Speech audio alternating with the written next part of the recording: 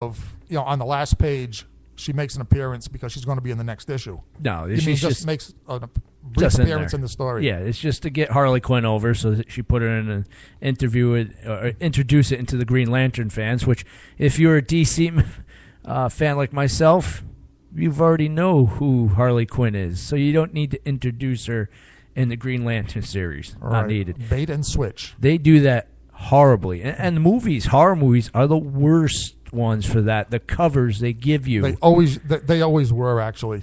And you look at it and go, oh, my God, this is going to be awesome. And you stick it in and you go, oh, my God, this is crap. What did I just do? Wasted 3 hours of my life. Well, a good warning for that is when you pick up the DVD or the Blu-ray, whatever it is, and you see a hand-drawn picture on the front of the package because they were afraid to actually put a still from the movie on the cover. Yep. Yeah, that's a definite warning sign. If it's hand-drawn, run away. Run away. You're not going to see anything worth watching in that movie. I'll tell you, that goes all the way back to the beginning of movies. Well, at least the beginning of low-budget horror movies. I mean, I remember back in the 50s, not personally because I'm not quite that old, but I remember being told, and as a matter of fact, it was in that Johnny Depp movie, Ed Wood, which was the story of the famous low-budget producer Ed Wood, that back then, quickie, in the quickie row, as they used to call it, of the low-budget Z-budget film producers, they would first come up with a poster. They had no script, they had no actors, they had no production, but they would come up with a poster, and then they would hire, some fly-by-night director to make a movie about the poster. And that was how we got a lot of our giant big bug movies from the 50s. A lot of our Attack of the Giant Leeches, which actually is pretty good. I watched that recently. But, movies, grade Z movies. They started with a poster and went from there. Comic books now, Chuckles, you'll probably back me up on this, being more of an authority on comic books, but I think I'm right in believing that back in the 60s, 70s, and I think even the 80s, now the way they produced comic books back then, and first of all, speaking of the deception, like if you bought a comic book back in the 70s, or you look at one now, and from the back issues, the cover will often have nothing to do with the story inside, absolutely nothing. But now that wasn't really deliberate on Marvel and DC's part. It was necessity because of the production techniques back then. The cover had to be completed before the story was even drawn and colored by the artist and inker. In other words, there was no way they could avoid to have the cover ready for the story at production time, at printing time. The cover had to be drawn way in advance. Is that? They still do that. They still put the cover up and it has nothing to do with the story inside of it. Very rarely will it have something to do with it. Right. What I'm saying is back then it was necessity. Yeah. And nowadays there's no excuse, though. No. Right. In other words, maybe it's just tradition. Now, mess with everybody then, mess with everybody now. Right. Yeah. Why break something if it's not broken? You know what I'm saying? Why fix it? Now, I will go on the opposite end of this. One of the reasons I love doing punk shows, they don't beat around the bush. They hand you a CD in a lunch bag. And you are at a punk show. You know that this CD probably is going to suck. It's probably going to have one good song on the whole thing, but you know that this was produced in the basement of their mother's house or whatnot, and all they had was sandwich bags, and they drew the anarchy symbol on the cover. And again, meeting expectations. And after they hand you that CD in the lunch bag, they walk on stage wearing what they wore to work. And they go to town. And they hammer on those guitars looking at their feet every moment. That's hitting way too close to home. Sorry about that. Speaking of punk bands, George, I don't know if you've heard that Tony Jones and the Cretin 3, a little band we're familiar with, is up for Best Punk Band in the Motif Magazine Music Awards. And some dude named Tony Jones is up for Best Male Vocalist. Now, the reason that this is funny is because we haven't played a show in like a year. We haven't. We've been on hiatus, unable to find... Well, people basically, that'll leave the house on the regular basis. Yeah, basically unable to find a drummer that, like Tony says, will leave the house. Unable to find a guitar player who will leave. What is it, his girlfriend? Or what's keeping him back? His cat, perhaps? His cat, maybe. It could be. But basically, yes, of the Tony Jones and the Cretin 3, Tony and I are the only people willing to put aside, shall we just diplomatically say, other interests long enough to record music and perform it But yes, I mean, if there's any drummers out there that want to be in Tony Jones and the Cretin 3, if you can keep a 4/4 beat, the award-nominated Tony Jones and the the Cretin 3. award-nominated and soon to be victorious. Yes, Tony Jones, you didn't quite succeed running for lieutenant governor, but there is no stopping you in this motif election, I'll probably get about the same amount of votes. which will put you over the top in the motif election by about a factor of 10. Now, I know I'm probably going to grab a DDT from the big guy across the table here, but I hope your guys' bands get out there before Paul Rodriguez's band gets out there. I've been hearing about that project for about 2 years now, so I'm hoping maybe your guys' project beats that. Now, Paul Rodriguez, to fill in our unknowing listeners, is a fellow musician in the Rhode Island area. Sandy's Edge. It was a good band back in the day when they started off. Very, very good band. And then they... it went on... it went on... I don't know. I won't say it went on hiatus. I'll say it fell apart. Yeah, it went on a hiatus, almost like a 10-year hiatus. 10-year hiatus. Right now he's trying to do some...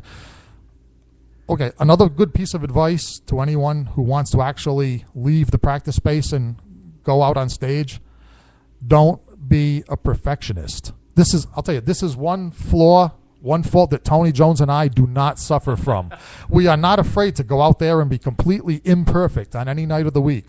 That's why I love punk music. You guys aren't perfectionists. You get off your butts and you go and you play. Yeah, but it doesn't matter what category of music it is. If you cannot be a perfectionist and expect to play live shows, you can't. It will never be perfect. You are going to screw up.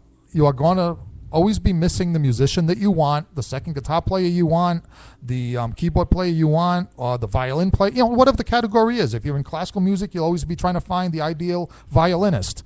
I'm saying? You'll always be missing or wanting something that isn't there yet.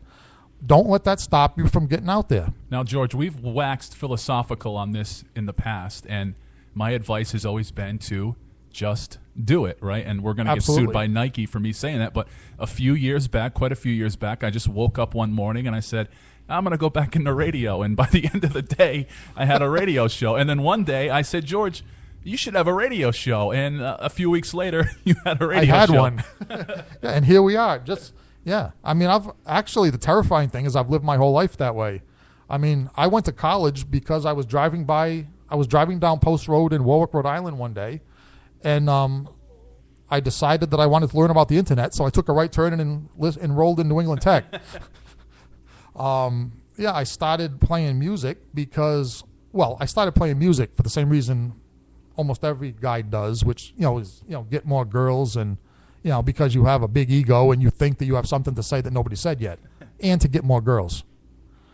I don't know. I can't really think of any, what would you say, lofty motives or any higher calling for anything I've ever done in my life, really. It's always been for immoral, selfish reasons. Is that true with, I know it's true with Tony Jones.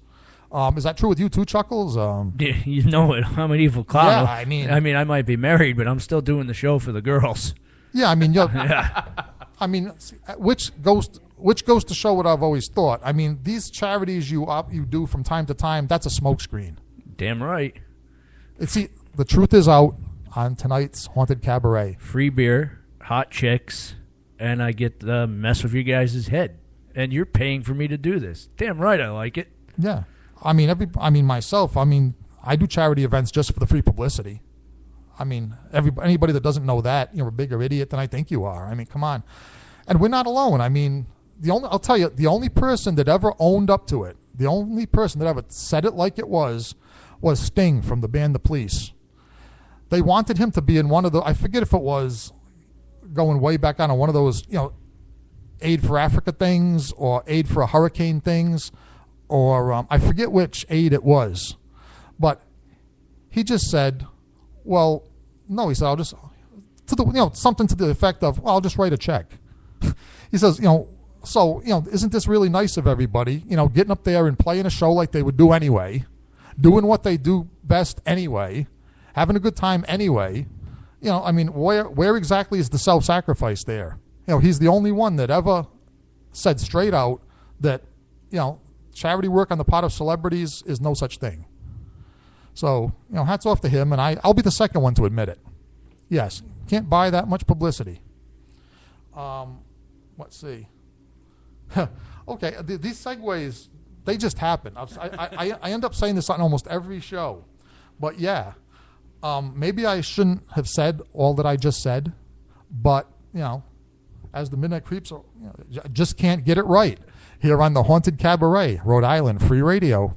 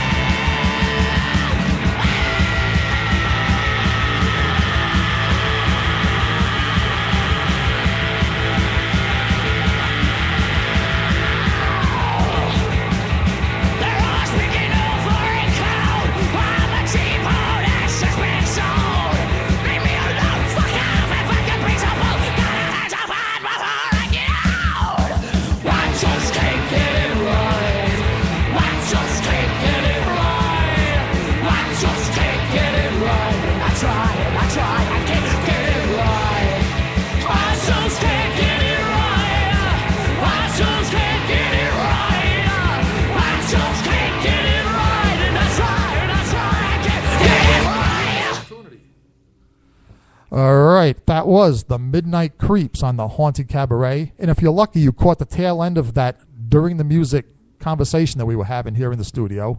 If not, then you missed out. What can I say? I don't know if microphones caught it or not. But basically, going on with this little tirade about, the music scene and the creative people in it. The other, I hate to use the word sin because to me sin is usually a good thing. Let's just say the other mistake or the other stupid thing that musicians and we'll stick with musicians do, is you do all this work, you come up with something that's actually being listened to, and then because something deep inside you says that you're not supposed to succeed. You are a loser. Thank you. You are a loser because you're doing well. Now, only I was going to say only musicians, but no, it's only rock music. When I say rock, I mean metal, rockabilly, punk, any kind of rock. It's only, I think it was Jay-Z, the hip-hop guy, that he said he feels really bad for rock and roll people, rock musicians, because they've let themselves be convinced by the music industry that the artist and the business, of making money don't match. In other words, if you make money with your music, you're not a real artist. And he says, that's the, to